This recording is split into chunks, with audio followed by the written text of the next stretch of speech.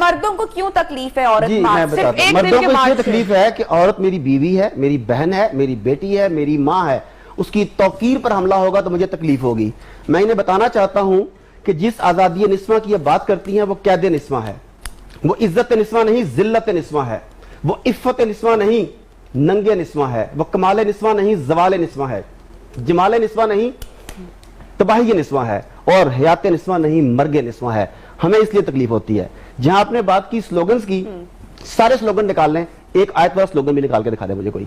Slogans तैयार हुए थे, सोचना होगा कि स्लोगन्स कहां तैयार हुए, ऑर्गेनाइजर्स कौन थे, एजेंडा कौन था, फंडिंग कहां से हुई। जब तैयारी हुई इस्लामाबाद में ट्रेनिंग सेशन मुनक्कद हुए तो उसमें कोई एक प्ले कार्ड ऐसा हो जिसपे कोई आयत लिखी हो, सूरत निसा की कोई आयत लिखी हो, कोई एक हदीस, कोई एक प्ले कार्ड तो होना चाहिए ना।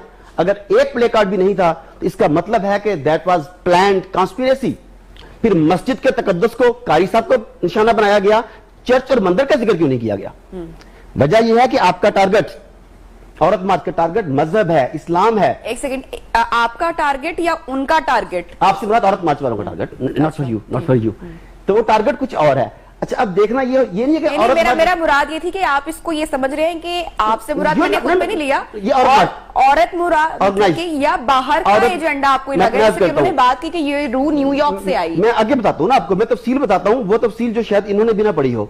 उसकी वजह है, वो कहते हैं शतरंज के खेल की बात करते हैं, वो कहते हैं कि बेचारा प्यादा तो है एक मोहरा नाचीज, खुद फर्जी की निगाहों से भी पोशीदा है शातिर का इरादा।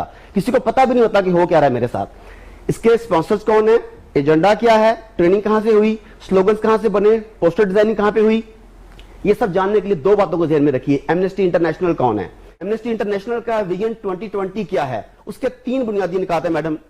नंबर 1, इसकाते हमल, इसे कानूनी तहफ़्फ़ुज़ दिया जाए और इसे प्रमोट किया जाए। नंबर 2, हम जिस परस्ती को कानूनी तहफ़्फ़ुज़ दिया जाए।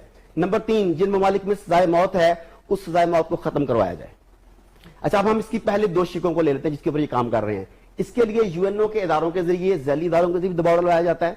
वर्ल्ड बैंक, आईएमएफ की शराइत में भी ऐसी बातें शामिल होती हैं जो डीपॉपुलेशन की तरफ चीजों को लेके जाएं। यूएनओ का अपना एजेंडा, जो मुझे यकीन है कि औरत मार्च के किसी भी ऑर्गेनाइजर ने नहीं पढ़ा होगा, जिसका नाम है एजेंडा 2030, जिसमें वो क्लियर कट लिखते हैं कि दुनिया की आबादी को 2030 तक कम तरीन सतह पर लेकर आना है। उसके लिए क्या होगा, डीपॉपुलेशन कैसे होगी? इन्होंने कहा 18 साल की उम्र में शादी कर देते हैं। मैंने आपकी बात पूरी सुनी थी, मैंने आपकी बात पूरी सुनी थी।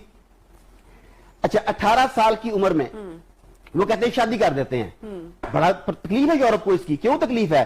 जिस लड़की की शादी 18 साल की उम्र में होगी वो 30 साल की उम्र तक 4-5 बेबीज करके उन्हें एस्टेब्लिश कर चुकी होगी। जब शादी 30 साल की उम्र में होगी तो कितने बेबी होंगे, कब वो सेट होगी, क्या होगा?